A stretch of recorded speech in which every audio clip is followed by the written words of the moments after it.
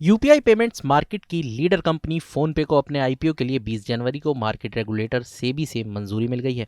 ये जानकारी मामले से वाकिफ दो सूत्रों ने दी। इस आईपीओ में फोनपे का वैल्यूएशन करीब 15 अरब डॉलर रहने की उम्मीद है। कंपनी इस इश्यू के जरिए करीब 12,000 करोड़ रुपए यानी करीब 1.35 अरब डॉलर जुटाना चाहती है। ये पूरा इश्यू ओएफएस यानी ऑफर फॉर सेल के जरिए आ सकता है। इसका मतलब है कि इसमें कोई भी नया शेयर जारी नहीं होगा, बल्कि मौजूदा निवेशक ही अपनी हिस्सेदारी बेचेंगे। फोन पे अगले कुछ दिनों में अपना अपडेटेड डीआरएचपी दाखिल कर सकती है, जो एक पब्लिक डॉक्यूमेंट होता है।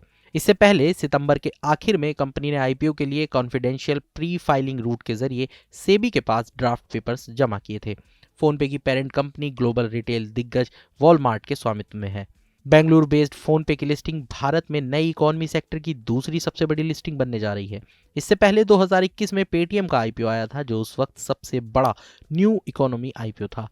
पेटीएम का आईपीओ करीब 20 अरब डॉलर के वैल्यूएशन पर आया था और इसका इश्यू साइज करीब 18,000 करोड़ रुपए था। फोनपे का आईपीओ साइज इससे थोड़ा छोटा होगा, लेकिन सेक्टर के लिहाज से इसका महत्व काफी बड़ा माना जा रहा है। फूड और ग्रोसरी डिलीवरी प्लेटफॉर्म स्विगी ने नवंबर 2024 में आईपीओ के जरिए करीब 11,300 करोड़ रुपए जुटाए थे। डॉलर के हिसाब से इसका इश्यू साइज भी करीब 1.35 अरब डॉलर था, जो फोनपे के प्रस्तावित आईपीओ के आसपास ही है। यूपीआई प्लेटफॉर्म पर फोनपे की मार्केट हिस्सेदारी करीब 45% है। इसका सबसे नजदीकी मुकाबला गूगल पे से है, जिसकी हिस्सेदारी करीब 35% है। देश में होने वाले 85% से ज्यादा डिजिटल पेमेंट्स यूपीआई के जरिए ही प्रोसेस होते हैं।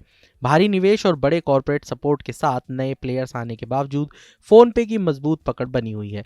यही वजह है कि निवेशक इसके आईपीओ को लेकर काफी एक्साइटेड है। फोनपे हर महीने करीब 10 अरब ट्रांजैक्शन प्रोसेस करता है, जिनकी कुल वैल्यू 12 लाख करोड़ रुपए से ज्यादा होती है।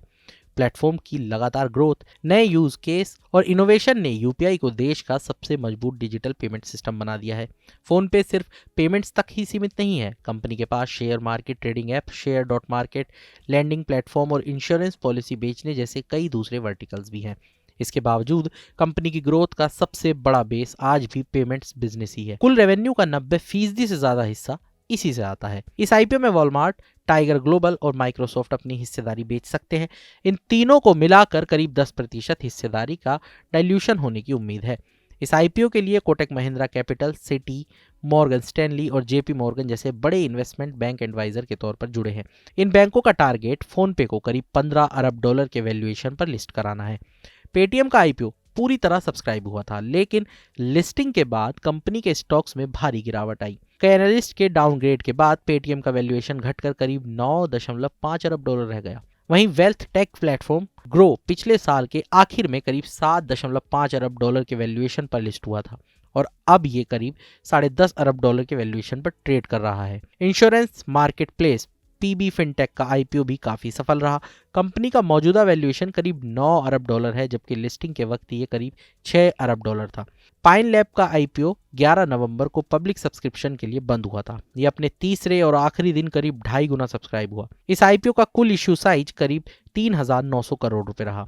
इसमें 2,080 करोड़ का फ्रेश इश्यू और 8.32 करोड़ इक्विटी शेयरों का ओएफएस शामिल था। इस ओएफएस में Peak XV partners, McRitchie investments, Madison India, Mastercard और पेपाल जैसे बड़े निवेशकों ने अपनी हिस्सेदारी बेची थी।